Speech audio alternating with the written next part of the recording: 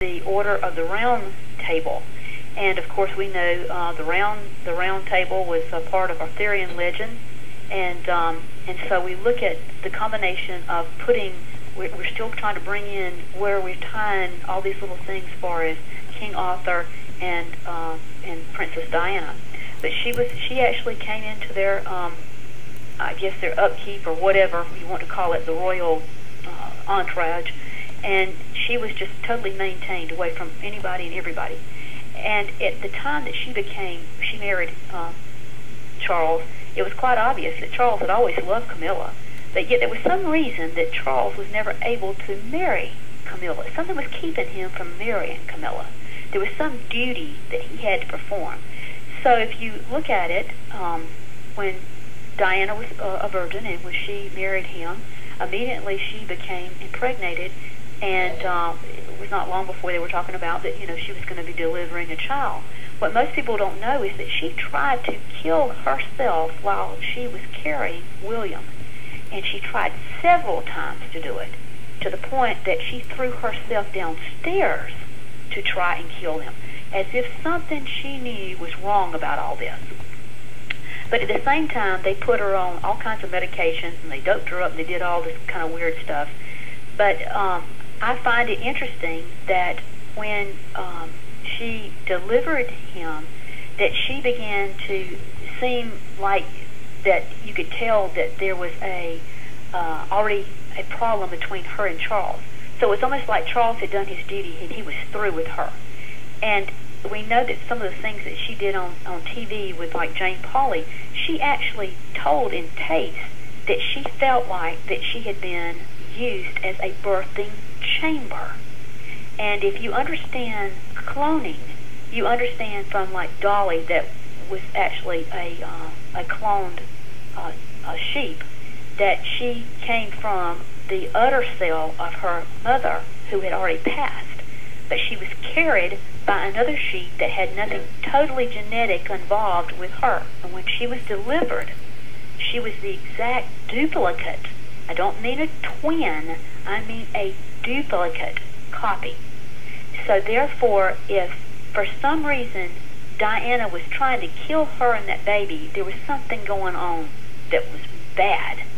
And so if she felt like she was a birthing chamber, then that makes you wonder, was she carrying a egg that had a cloned cell in it, which would not make them genetically connected to her or to Charles? And this is very interesting in the fact that they named him William Arthur. And if you look at his name, Diana would not call him William, she called him Wills. She left off the I-A-M, which, if you say that, is I am. And what did God call himself? I am. What is William's second name? Arthur. I am Arthur.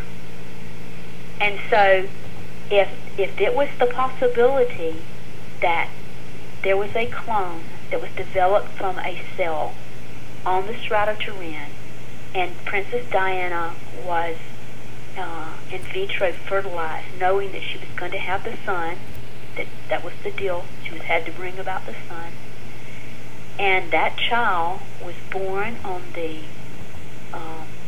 summer solstice, and that solstice is the constellation, or the astrological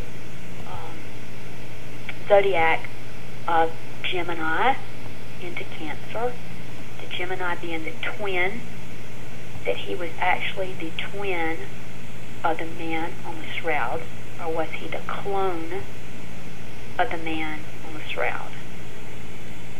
It's interesting to me that she told, before she died, she told Jane Pauley that she knew that Charles never loved her before they were married. So she was going to have to go through with something that she didn't understand, or if she did understand it, she didn't understand it till the very last minute, and then she realized what had happened to her.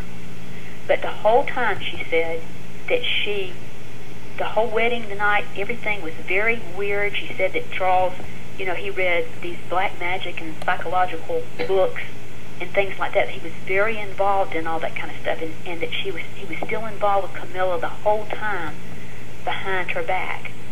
And then when they went to bury Diana, or actually before, when she had broke up with Prince Charles, she was involved with Dodi Fayed. Well, now there was a question whether she was pregnant with Dodi Fayed's son. If that was the case, and if William is a clone of that Shroud of Turin, then we'd be right back to where we were with Isaac and Abraham and Ishmael, and that was not going to work. So I fully believe that Diana was murdered, and if she was pregnant, that baby was killed or taken, because that would never work out if there was an Arab situation and Muslims involved in being a half-brother to that shroud image, if William is walking in the shroud image of Jesus. And the interesting thing, Diana died in a tunnel that was actually a blood site for the Diana goddess worship, and she died on the 13th pillar, which had been there all those years. I just find that just too hard to believe that she was actually blood sacrificed on that area. And if that was the case, then she was turned around and she was put in a black dress, like the Black Madonna. She was put a Catholic rosary in her hand, and she was not a Catholic. So here you're putting a Catholic rosary in the future king's mother's hand and burying her, which is most strange, the connection. And even Tony Blair, once he got out of he's turned and he's become a Catholic. So there was a connection there. And then interesting enough, there was a question about the paternity of Diana's child, Harry. And when her best friend interviewed her for her book, she said that Diana said that they had the blood test run of William and of Harry, but the comment was this: the blood, it was as it should be, but she never said who the father was. She said it was as it should be. So the connection to if William is a clone, then his blood was as it should be. And in doing the lineage back to King David, he would fit, because if he walks into the temple and proclaims himself to be king there in a newly built temple, we know that the Sanhedrin have already reformed to build the temple back, and so everything is in place for that temple to be built. It will fit right next side of the Dome of the Rock without the court of the Gentiles. And that if that blood is correct, and he can prove it, and you've got the Vatican that's got the blood, and they are the false prophet, and they bring that blood and say this is the man, then Satan could typically be riding in the Messiah's body. And if we believe what it says when it says that the desolation of abomination happens, and it will bring back the second coming of God, I cannot think of anything more awful than for Satan to be sitting in the flesh of the Savior in the temple. Oh my goodness. I just got the willies. All right. That being said, Dr. Joy, what is it? Because we got probably about 7 or 8 minutes left here. What is it, with all this information now, that we can do as humanity? What is it that we can do?